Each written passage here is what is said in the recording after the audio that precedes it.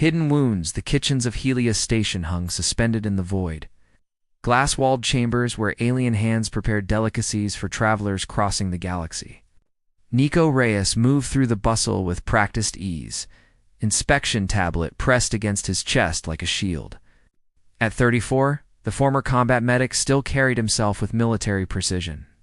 Even 3 years into his new role as culinary safety inspector, he had exchanged battlefields for kitchens, seeking peace and routine compliance checks rather than triage. The worst wounds here came from slip knives, not plasma rifles. At least that's what he told himself. In the far corner of Prep Station 7, Nico noticed her. A Neridian woman with shimmering blue skin that rippled like water when she moved. Her tentacle-like hair was bound tightly with a silver clasp that had lost its shine. The name tag read, Thalassa. She moved carefully, too carefully. Nico recognized the body language instantly, not inexperience, but pain management. When she reached across the counter, her gill flaps tightened defensively against her neck. Her movements were economical, protective. "Your prep station seems high for your reach," he said casually, approaching. Thalassa flinched, then straightened immediately. "It is adequate, Inspector." Her voice was melodic but tense, practiced in its neutrality. Nico crouched to check the station height, angling himself to glimpse what she was hiding. That's when he saw them purple-green bruises along her side, clearly visible through her semi-translucent skin. Handprints, not accidents. His chest tightened with familiar anger. He'd seen this before, on too many worlds. The exploitation of displaced refugees, especially non-humans, was a plague spreading through the frontier systems. "Who's your contractor?" he asked quietly. "Stellar Labor Services, owned by Drexel Vorn." She answered mechanically, eyes down. The head chef approached, a burly Terran with an insincere smile. "Inspector Reyes, finding everything satisfactory?" "Not exactly," Nico replied coolly. "I need to see your employee medical records and rest schedules." Later in the station's data archives, Nico's suspicions deepened. The logs were perfect, too perfect. Every rest break recorded precisely. Every accident blamed on worker error. No bruise treatments. Despite what he'd seen with his own eyes, he typed a command. Searching the Interstellar Labor Database for Stellar Labor Services.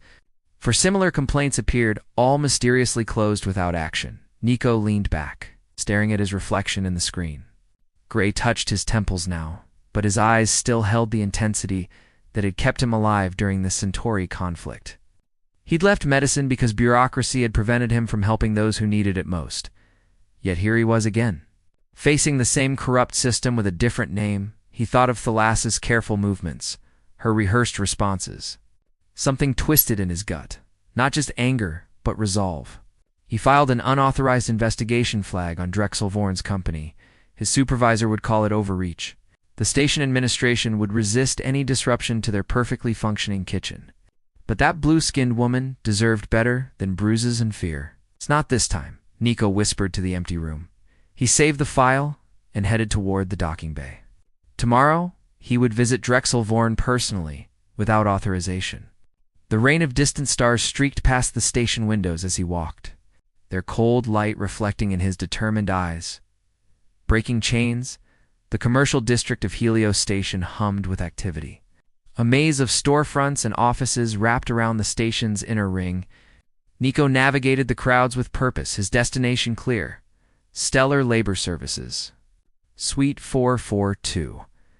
The office was too polished for a labor contractor, gleaming metal surfaces and holographic displays advertising quality workforce solutions.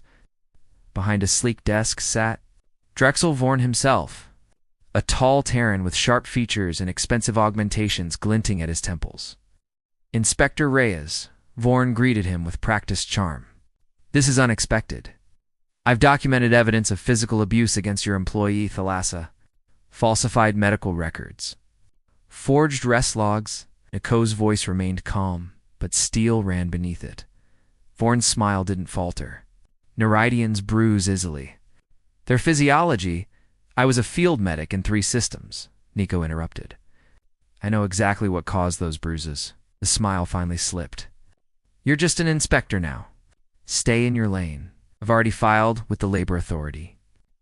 By station law, you'll publicly apologize to Thalassa and sign reparations during mid-cycle meal service today. Bourne laughed.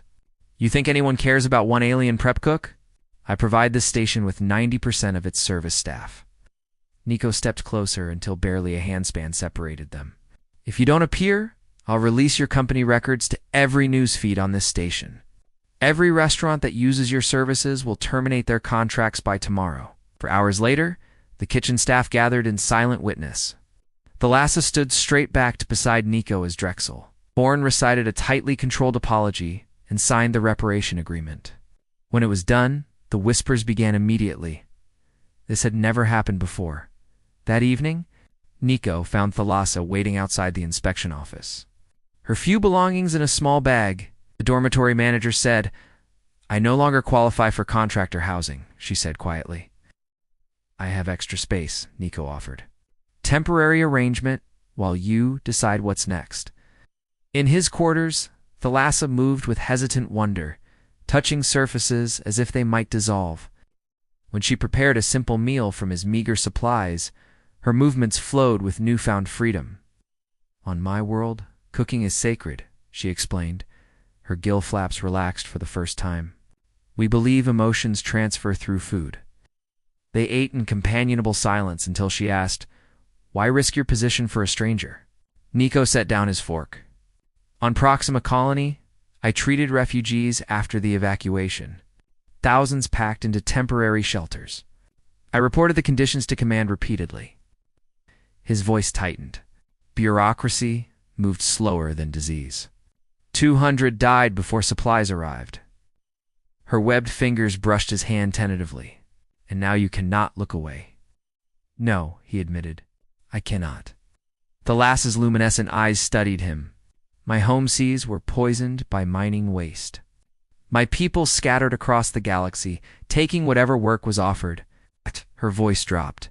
Drexel promised safety and fair treatment. You're safe now, Nico said. She smiled, a soft glow emanating from the spots along her neck.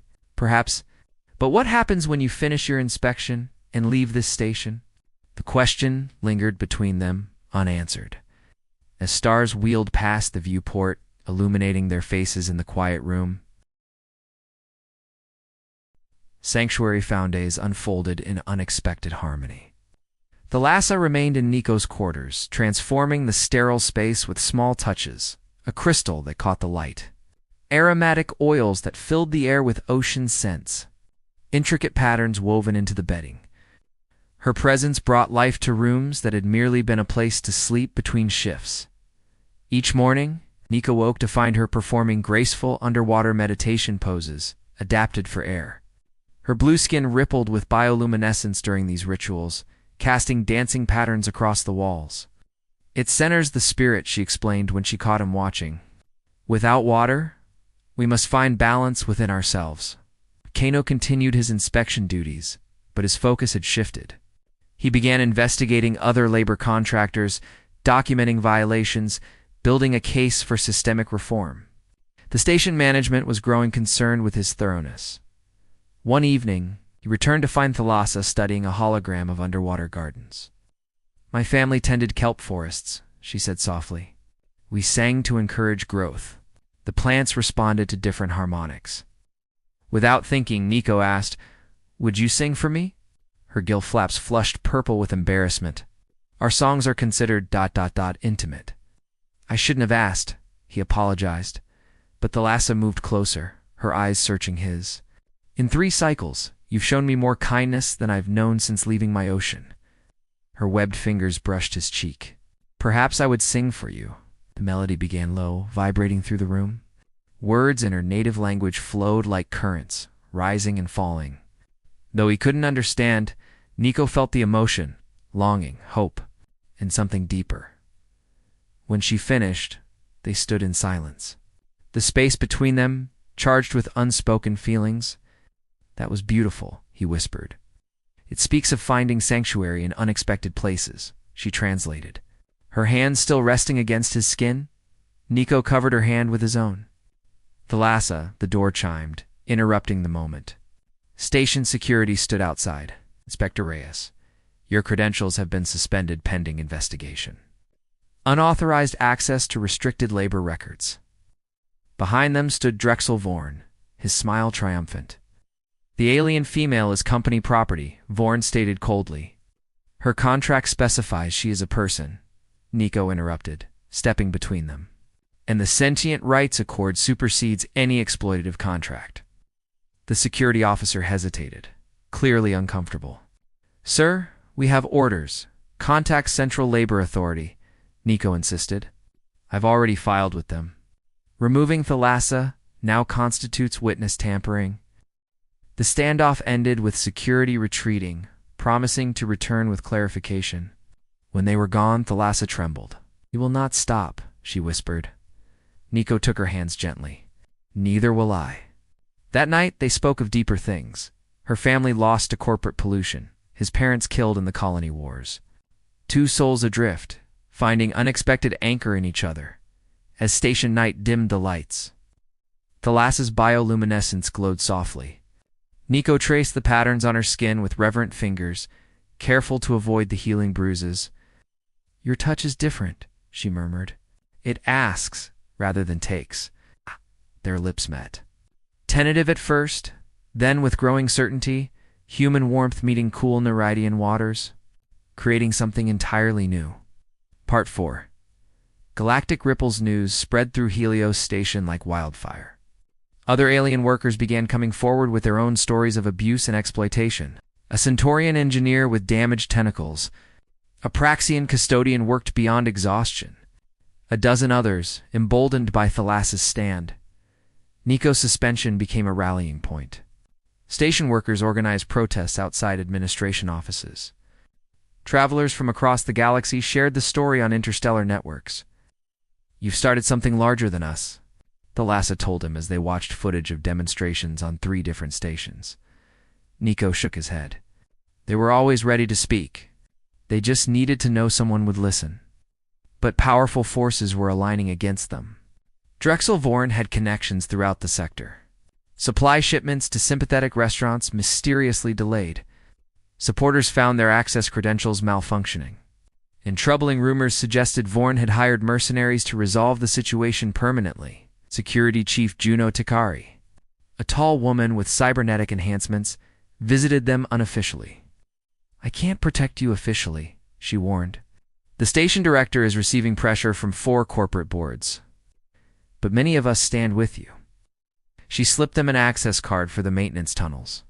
If things escalate, there's a research vessel docking in Bay 17 tomorrow. The captain owes me a favor. That night, as they prepared for possible evacuation, Thalassa guided Nico's hands to specific points on her back. These are sacred pressure points in my culture, she explained, her voice intimate in the dimmed light. They connect body and spirit. As his fingers traced patterns across her shimmering skin, the spots along her body pulsed with increasing luminescence. Her webbed hands explored him with equal curiosity. Discovering how human skin responded to her touch, our biologies are different, she whispered. But our hearts speak the same language. Their connection deepened. Transcending physical differences, a union of souls finding solace amidst chaos. Morning brought alarming news. The Central Labor Authority had temporarily suspended its investigation. 3 other alien workers who had filed complaints had been removed from the station overnight, but they're erasing the evidence. Nico realized, then Thalassa received an anonymous message from another, Neridian. Armed men had been asking about her whereabouts. We need to leave, Nico decided, gathering essential belongings. As they prepared to escape through the maintenance tunnels, Thalassa paused. If we run, they win. Everything returns to how it was. Your safety matters more than no, she interrupted, her luminescence pulsing with determination. My people have a saying. Even a small wave can reshape the shore if it returns often enough. Nico understood then. They weren't just fighting for themselves anymore. What do you propose? He asked. Thalassa's eyes glowed with purpose. We broadcast everything. The evidence, the testimonies, the threats. Not just to this station, but to every system in the sector.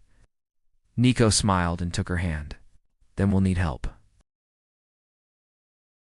Hearts United, the station's central communication hub, was normally off-limits to all but authorized personnel, but Chief Takari had provided more than escape routes she'd given them. Access codes in a 30-minute window when security cameras would conveniently malfunction. Nico and Thalassa moved swiftly through the corridors, a small group of allies creating diversions throughout the station.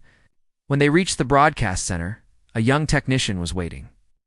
5 minutes to sync to the relay network, she whispered, fingers flying across the interface.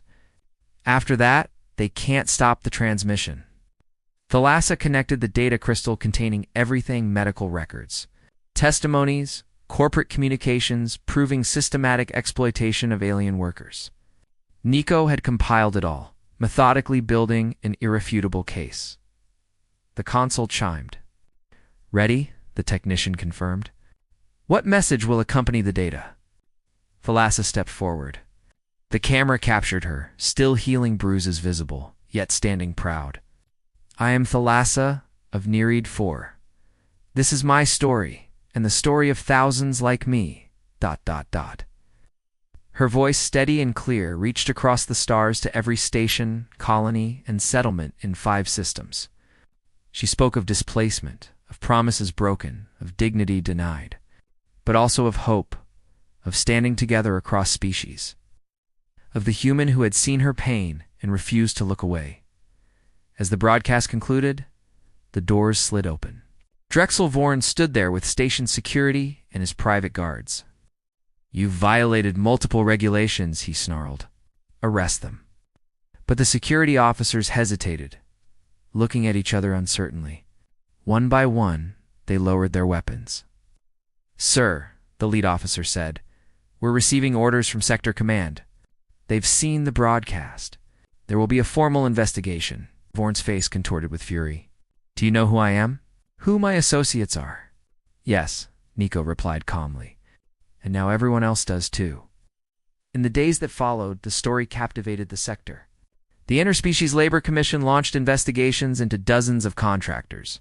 3 corporate boards dissolved their relationships with Stellar Labor Services. Thalassa became a symbol of resistance and dignity. 6 months later, on the observation deck of the newly established Sentient Rights Embassy, Nico and Thalassa stood hand in hand. Watching ships arrive from across the galaxy, "The Neridian Council is sending representatives," she said, her free hand touching the official diplomat credentials at her throat. "They want to establish formal protection protocols for displaced workers." Nico smiled, fingers gently tracing the luminescent patterns on her wrists that had become so familiar to him. "Did you ever imagine this when you were working in that kitchen?" "No," she admitted. "But I never imagined you either." Their eyes met, human and alien, yet perfectly matched. The artificial gravity couldn't diminish the feeling of floating when they embraced. "The new labor laws are being called the Thalassa Protocols," he murmured against her hair tentacles. "You've changed the galaxy. You changed it together," she corrected, her bioluminescence pulsing with joy. One human who noticed, one voice that spoke up, as dignitaries from 17 worlds arrived to ratify the new protections. Nico and Thalassa remained at the center of the gathering, living proof that compassion could transcend species, that justice could echo across the stars, and that love could flourish in the most unexpected places. Their story had begun with bruises, seen and acknowledged. It continued now as legend, whispered throughout the galaxy, how a human's kindness and an alien's courage had transformed worlds beyond their own.